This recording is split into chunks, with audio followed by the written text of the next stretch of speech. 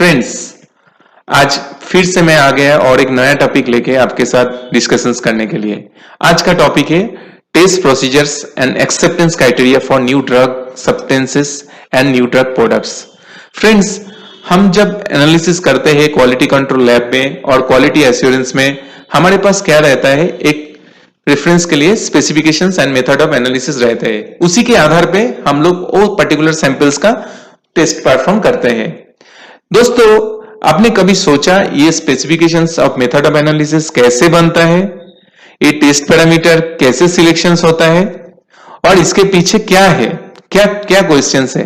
तो इसी के बारे में थोड़ा जानकारी देने के लिए मैं आईसीएच गाइडलाइन Q6 के आधार पर थोड़ा ब्रीफली आपको बताएंगे। फ्रेंड्स, अभी आपके सामने में जो डॉक्यूमेंट रखा है इसको स्पेसिफिकेशंस बोलते हैं। एक्चुअली ये डॉक्यूमेंट हमारे हाथ में रहता है हम जब एनालिसिस करते होते हैं। ये डॉक्यूमेंट का एक्चुअली दो पार्ट है। यहाँ पे मैंने जो आपके सामने रखा है वो फर्स्ट पार्ट है और सेकेंड पार्ट है उसको मेथड ऑफ एनालिसिस बोलते हैं। तो फर्स्ट पार्ट को बोलते हैं स्पेसिफिकेशंस एंड सेकेंड पार्ट को बोलते हैं मेथड ऑफ एनालिसिस। नाउ ये स्पेसिफिकेशंस में क्या डिटेल्स आपके पास मिलता है?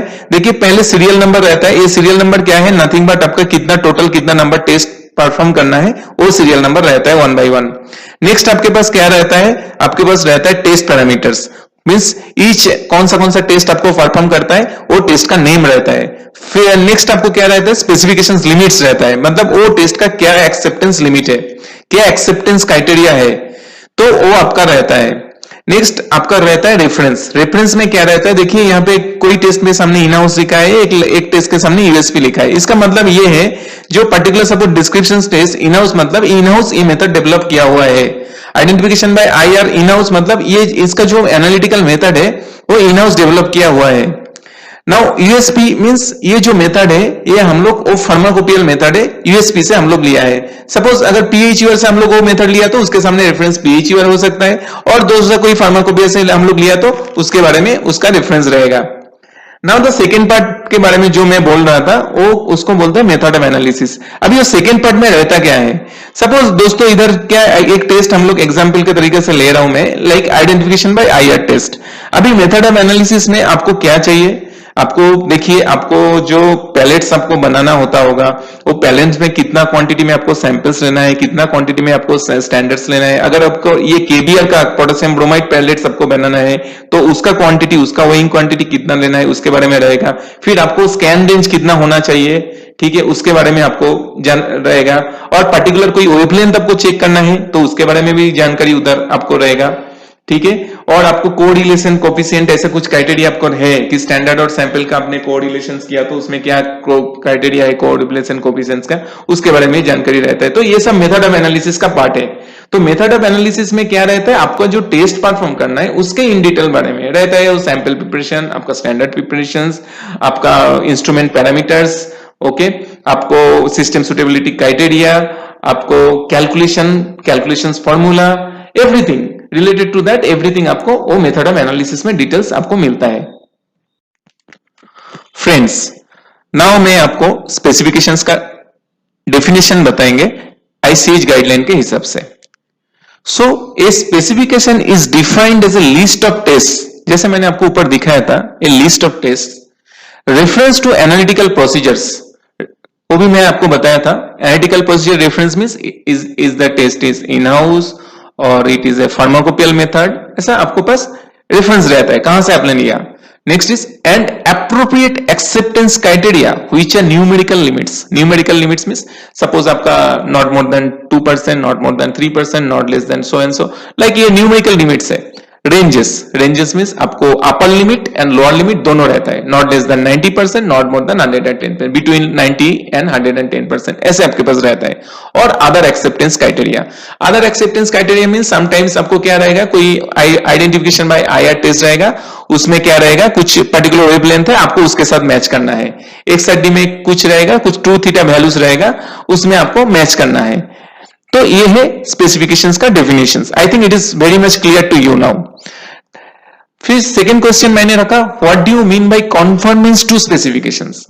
इसका मीनिंग क्या है? कॉन्फॉर्मेंस टू द स्पेसिफिकेशन, इसके मीनिंग ये है, आप अगर कोई सैंपल लिया सैंपल लेने के बाद वो स्पेसिफिकेशंस का और उसका मेथड ऑफ एनालिसिस के हिसाब से आपका एनालिसिस परफॉर्म किया, परफॉर्म करने के बाद आपको जो भी रिजल्ट मिला वो result within the limits of that specification acceptance criteria, तो आप उसको बोलोगे conformance to the specification for that particular sample. I think ये भी आपके पास अभी क्लियर है।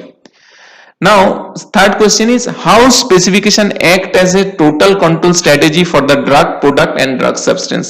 So हम लोग ये जो एनालिसिस करते हैं स्पेसिफिकेशंस में टेस्ट के जो सिलेक्शंस होता है ना, ये सिलेक्शन इसी तरीके से सिलेक्शन किया जाता है वो पेशेंट का सेफ्टी के हिसाब से, प्रोडक्ट का क्वालिटी का थिंक करके एंड इफेक्टिवनेस थिंक करके।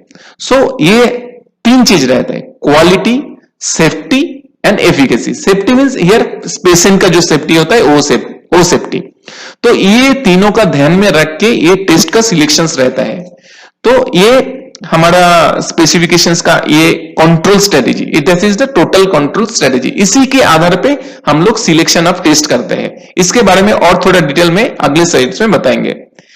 Next question is what is periodic और स्कीप टेस्टिंग। पीरियोडिक और स्कीप टेस्टिंग में क्या रहता है, सपोज आपका स्पेसिफिकेशन इन एमओए में 20 टेस्ट है, आउट ऑफ 20 टेस्ट में से कुछ 4 और 5 टेस्ट आपने सिलेक्ट किया, जो टेस्ट के आपके पास लास्ट 10 बैचेस और 20 बैचेस का एनालिसिस का आपके पास ट्रेंड है, वो ट्रेंड में आपका कभी भी फेलियर नहीं आया, कोई भी out of specifications, out of trend result आपने ऑब्जर्व नहीं किया, ठीक है।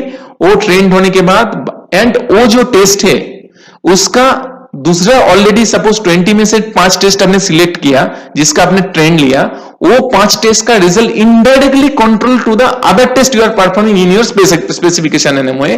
तो ऐसा है तो वो 5 टेस्ट को आप शेड्यूल करते हो, स्किप कर सकते हो, कि आपने डिसाइड कर सकते हो कि मैं एवरी 10th बैच में ये कंप्लीट एनालिसिस करेंगे टिल द फेलियर आने तक। फेलियर आने तक मतलब क्या, सपोज आपने ऐसा स्किप करते करते एनालिसिस करते जा रहे हो, सडनली एक बैच में कंप्लीट एनालिसिस में वो पर्टिकुलर 5 टेस्ट में से कोई एक में फेलियर आ गया।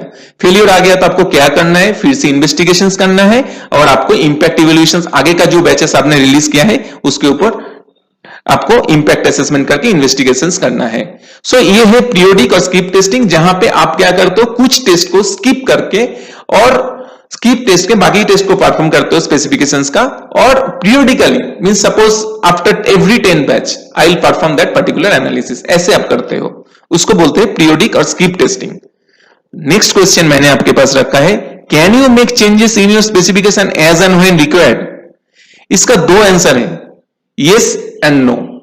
यस किस लिए है, डेफिनेटली आपके पास कुछ अच्छा मेथड आ गया, आपका पहले सोचो आपने एचपीएलसी से कुछ मेथड करते हो कि यूबी से कोई मेथड करते हो, उसको आपने अपग्रेडेड इंस्ट्रूमेंट्स में लिया। सपोज एचपीएलसी से जीसी से कुछ करते हो, आपने एलसीएमएस जीसीएमएस अपग्रेडेड वर्जन्स में गया, आप उसके हिसाब से कर सकते हो। लेकिन आपको ये चेंज करने से पहले आपको रेगुलेटरी अथॉरिटी से आपको परमिशंस लेके आना है, फिर ही आप ये चेंज एप्लीकेबल कर सकते हो। क्यों, ऐसा क्यों है रेगुलेटिव, क्योंकि हम लोग जो भी स्पेसिफिकेशंस एमओए बनाते हैं, ये स्पेसिफिकेशंस एंड एमओए हम लोग जब ड्रग लाइसेंस के लिए अप्लाई करते हैं, वो टाइम में हम लोग रेगुलेटरी अथॉरिटी को सबमिट करते हैं। अगर आपने इधर कुछ स्पेक एमओए में चेंजेस किया और रेगुलेटरी अथॉरिटी को ये मालूम नहीं है, तो आपके पास ये ऑब्जर्वेशंस आ जाएगा, रेगुलेटरी अथॉरिटी का क्वेश्चंस आ जाएगा। तो इसी के लिए आपने आपका स्पेसिफिकेशन एमओए का चेंज करो, बट आपको you have to take the prior approval of the regulatory authority. Friends, अभी हम लोग यूनिवर्सल टेस्ट पैरामीटर्स के बारे में बात करेंगे। ये 4 टेस्ट मैंने जो मेंशन किए यहां पे, ये जो 4 टेस्ट पैरामीटर्स है, ये आप कोई भी किसी भी टेस्ट स्पेसिफिकेशन से हमें उठा लो, फॉर ड्रग सब्सटेंस हो चाहे ड्रग प्रोडक्ट्स हो, तो ये 4 टेस्ट आपको मिलेगा ही मिलेगा, ये 4 test parameter. Method of analysis आपको डिफरेंट होगा, उसके लिए कुछ सवाल नहीं है, बट ये 4 टेस्ट पैरामीटर जो है ये तो कॉमन आपको मिलता है और ये आपको परफॉर्म करना है, इसको यूनिवर्सल टेस्ट कहते हैं।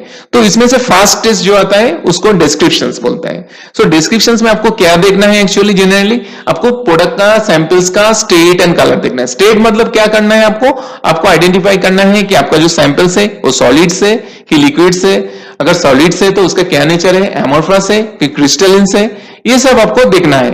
एंड उसके साथ में आपको कलर्स बताना है, क्या है, कैसे, कौन सा कलर में है, ये आपको करना है। Next is identification test. ये जो आइडेंटिफिकेशन टेस्ट है ना, सो इसमें should optimally be able to discriminate between compounds of closely related structure which are likely to be present. So ये आइडेंटिफिकेशन टेस्ट जो है वो बहुत ही बड़ा यूनिक टेस्ट है। कोई कोई फॉर्मुलेशंस में क्या करना है, पहले आपको डिस्क्रिप्शन आइडेंटिफिकेशन टेस्ट करने के बाद ही आप आगे का टेस्ट प्रोसीड करते हो। कंपनी में डिस्क्रिप्शन एंड आइडेंटिफिकेशन आपको पास होता है तो ही आगे का टेस्ट परफॉर्म करना, ऐसा कोई कोई कंपनीज में रूल्स भी है। सो यहाँ पे जो आइडेंटिफिकेशन टेस्ट है ये कौन सा मेथड में हो सकता है। आइडेंटिफिकेशन टेस्ट में आपको आइडेंटिफिकेशन बाय आईआर, मतलब आपका जो सैंपल्स है ना पर्टिकुलर वेवलेंथ में, उसको एक पीक आता है तो आप आइडेंटिफाई कर सकते हो कि भाई इसका पर्टिकुलर वेवलेंथ में मेरा पीक आ रहा है तो ये प्रोडक्ट वही है। ये ऐसा भी टेस्ट हो सकता है आइडेंटिफिकेशन बाय एचपीएलसी में भी कर सकते हो। एचपीएलसी में कैसा, आपका जो सैंपल्स है उसका जो रिटेंशन टाइम है वो कोरिलेट करता है आपको स्टैंडर्ड का रिटेंशन टाइम और एसिड का स्टैंडर्ड का रिटेंशन का टाइम का कोरिलेट करता है। ये एक यूनिक फैक्टर रहता है। लाइक आपको कुछ भी यूनिक, जो आपका यूनिकनेस है ना, तो इसी में से आप आइडेंटिफाई कर सकते हो। नेक्स्ट टेस्ट इज ऐसे है, क्या है, that is nothing but content of the drug substance of drug product. आपका प्रोडक्ट में कितना जो कंटेंट के लिए आपने, जो आपका सैंपल्स है उसका प्यूरिटी कितना है, ठीक है, उसी के लिए टेस्ट आपको परफॉर्म किया जाता है। And finally impurities test. Impurities में क्या आएगा, आपको organic impurities, inorganic impurities and residual solvents, ये आपको पूरा परफॉर्म टेस्ट करना है। फ्रेंड्स, अभी हम लोग ड्रग सब्सटेंस के बारे में कुछ स्पेसिफिक टेस्ट के बारे में बात करेंगे। सबसे पहले फिजियोकेमिकल प्रॉपर्टीज। ये कुछ टेस्ट रहता है जो बहुत ही यूनिक रहता है पर्टिकुलर ड्रग सब्सटेंस के लिए, उस टाइप का टेस्ट रहता है। जैसे pH of an aqueous solutions, melting point, range, refractive index, SOR। Okay, so ये पर्टिकुलर टेस्ट को फिजियोकेमिकल प्रॉपर्टीज बोलते हैं। ये स्पेसिफिक रहता है, ये पूरा सभी में नहीं रहता है, सभी सैंपल को आपको ये टेस्ट नहीं मिलेगा। नेक्स्ट है पार्टिकल साइज। ये particle size in API industry में एक कस्टमर ड्रिवन टेस्ट है। ये कस्टमर ड्रिवन क्यों मैं बोल रहा हूं, क्योंकि ना सेम प्रोडक्ट का डिफरेंट कस्टमर आपके पास डिफरेंट पार्टिकल साइज को मांग सकते हैं based on their requirement. Requirement means based on their what that drug substance they will take, and वो जो फॉर्मुलेशन फिर बनाने वाले हैं उसके हिसाब से, तो उसके हिसाब से उनको डिफरेंट डिफरेंट पार्टिकल साइज का रिक्वायरमेंट रहता है।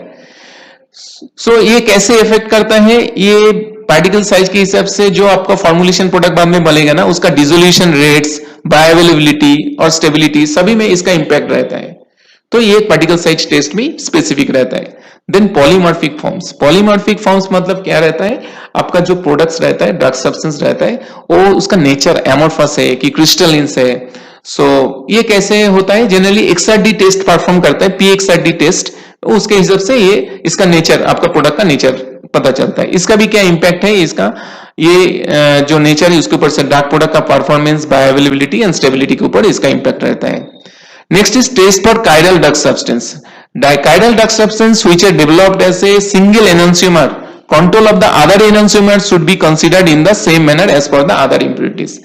मतलब आपको जो डेक्स्ट्रोरोटेटरी एंड लिबोरोटेटरी आपको मालूम है ना, तो अगर आपका प्रोडक्ट डेक्स्ट्रोरोटेटरी है तो लिबोरोटेटरी आपके लिए इंप्यूरिटीज है, तो इसके भी कंट्रोल के लिए आपके पास test of method of analysis आपका स्पेसिफिकेशंस एंड एमओए में होना चाहिए। कायरल इंप्यूरिटी जनरली इसको बोलता है टेस्ट। फ्रेंड्स, ये और 3 टेस्ट है जो specific to the drug substance के, जिसका इंपॉर्टेंस है। सो पहले तो मैं बात कर रहा हूं एक water content test. Water contents में क्यों, सपोज आपका प्रोडक्ट हाइग्रोस्कोपिक नेचर में है तो भी ये आपका प्रोडक्ट अगर मॉइस्चर के सामने डिग्रेड होता है तो भी एक प्रॉब्लम है। सो ये जानने के लिए आपका प्रोडक्ट का वाटर कंटेंट पता होना, उसका एक लिमिट में रहना बहुत जरूरी है। Next is inorganic impurities. So inorganic impurities बहुत एसेंशियल है। इनऑर्गेनिक प्रोडक्ट, ये आपका टोटल प्रोडक्ट का जो आपको मींस प्यूरिटी है, प्यूरिटी पे ऊपर इसका असर पड़ता है, तो इसके लिए इसका भी लिमिट मेंशन्ड है। ROI, सल्फेटेड एस, ये मेथड से इनऑर्गेनिक इंप्यूरिटीज को डिटेक्ट किया जाता है कितना है, और इस मेथड से भी ये डिटेक्ट किया जाता है। Next is microbial limits. Microbial limits मतलब ड्रग सब्सटेंस में क्या करते हैं, generally total aerobic mould count and total yeast mould count and some specified organisms का, माइक्रो ऑर्गेनिजम्स का टेस्ट किया जाता है। तो ये माइक्रो ऑर्गेनिजम्स ड्रग सब्सटेंस के लिए कहां पे कैसे इंपॉर्टेंस रखता है, क्योंकि सोचो आपका प्रोडक्ट ड्रग सब्सटेंस खुद ही स्टेराइल है, तो इन दैट केस में वो ड्रग सब्सटेंस को माइक्रोबियल एनालिसिस आपको परफॉर्म ही करना है। सपोज आपका ड्रग सब्सटेंस जो है इन फ्यूचर वो इंजेक्शंस बनाने के लिए यूज होने वाला है, तो आपको BT test, bacterial endotoxin test को परफॉर्म करना है। तो ऐसे आपका जो भी एपीआई आप बना रहे हो इन फ्यूचर उसका फॉर्मुलेशंस का क्या बनना है, उसका क्या रिक्वायरमेंट है, उसके बेस में भी कुछ टेस्ट आपका स्पेसिफिकेशन एमओए में आ जाता है। एक तो है आपका स्पेसिफिकेशन एमओए में जो यूनिवर्सल टेस्ट है वो तो होगा ही, उसके साथ साथ में कुछ टेस्ट है जो आपको आपका प्रोडक्ट का डिग्रेडेशन का, आपको प्रोडक्ट का नेचर को कंट्रोल करते हैं, उस ऐसा कुछ टेस्ट रहता है। कुछ टेस्ट रहता है आपका प्रोडक्ट फाइनल यूटिलाइजेशन जो है उसके बेस पे वहां पे टेस्टिंग रहता है। तो ये एक थिंग है, स्पेसिफिकेशन एमओए कैसे जब फॉर्मुलेट होता है ना, एक डिजाइन होता है ना, ये सब मैटर्स ध्यान में रख के एक स्पेसिफिकेशन एमओए का डिजाइन किया जाता है। फ्रेंड्स यहाँ पे और कुछ टेस्ट मैं बता रहा हूं जो ड्रग प्रोडक्ट्स के लिए स्पेसिफिक रहता है, जैसे डिसोल्यूशन टेस्ट रहता है, ये generally for solid oral doses forms के लिए होता है। ये test method to release the drug substance from the drug product, for that purpose a dissolution test रहता है। नेक्स्ट इज डिसइंटीग्रेशन टेस्ट, ये कौन सा है, फॉर रैपिडली डिसॉल्विंग, जिसका डिसोल्यूशन रेट मोर देन 80% है और 15 मिनट्स एट पीएच 1.2, 4.0, 6.8 में है, तो उसके लिए डिसइंटीग्रेशन टेस्ट किया जाता है। ठीक है। And hardness and friability test, ये test generally normally appropriate to perform hardness or feasibility testing as in process control, ये जनरली स्पेसिफिकेशंस एंड एमओए में नहीं रहता है, during in process check only this test are being performed. दोस्तों another few test for drug products specific test, जैसे uniformity of dosage units. So इसमें क्या, the term includes both the mass of the dosage form and the content of the active substance in the dosage form. So it is a homogeneity test, आपका जो active substance रहता है, active ingredients आपका drugs में रहता है, ये कितना यूनिफॉर्मली आपका डोजेस के साथ कितने यूनिफॉर्मली अवेलेबल है, वो उसके चेकिंग के लिए होता है। फिर आपका वाटर कंटेंट आपको इधर भी कैसे रहता है, आपका हाइड्रेशन और water observation of the drug product. Same यहाँ पे भी वो रूल्स एप्लीकेबल होता है कि आपका मॉइस्चर के सामने अपना प्रोडक्ट डिग्रेड होता है, तो फिर ये वाटर कंटेंट टेस्ट भी जरूरी है। माइक्रोबियल लिमिट टेस्ट भी जरूरी है। माइक्रोबियल लिमिट टेस्ट में क्या रहता है, तो वो भी एक्चुअली आपका प्रोडक्ट अगर स्टेराइल है, मैंने जैसे पहले बोला था वो स्टेराइल है, तो ये तो करना ही है। और अनलेस आपका product is component tested before manufacture and then the manufacturing process is known through validation studies। so आपने अगर validate किया कि आपका जो manufacturing process है, so already there आपका microbial contaminations का कुछ chances नहीं है, और आपने जो raw material use किया वो पहले ही microbial test होके आया है, in that case छोड़ के आपको in general आपको जो ड्रग प्रोडक्ट्स है जनरली माइक्रोबियल टेस्ट आपको परफॉर्म करना होता है। और ड्रग प्रोडक्ट्स का एक्चुअली ना देयर आर आपको जनरली ओरल प्रोडक्ट्स रहता है, पेरेंटल्स प्रोडक्ट्स भी रहता है, उनके लिए भी कुछ स्पेसिफिक टेस्ट रहता है। लेकिन अभी ये शॉर्ट टाइम में ये डिस्कस करने जाएगा तो ये मेरा प्रेजेंटेशन बहुत लंबा हो जाएगा, तो इसी के लिए उसके बारे में मैं और एक सेपरेट प्रेजेंटेशंस बनाएंगे। फ्रेंड्स, मेरा ये प्रेजेंटेशन, ये शो देखने के लिए, अपना कीमती टाइम मेरे लिए स्पेंड करने के लिए आपको थैंक्स मैं बताना चाहता हूँ। अगर मेरा ये प्रेजेंटेशन का आपको किसी भी तरह कुछ भी हेल्प है तो मेरे को बहुत अच्छा लगेगा।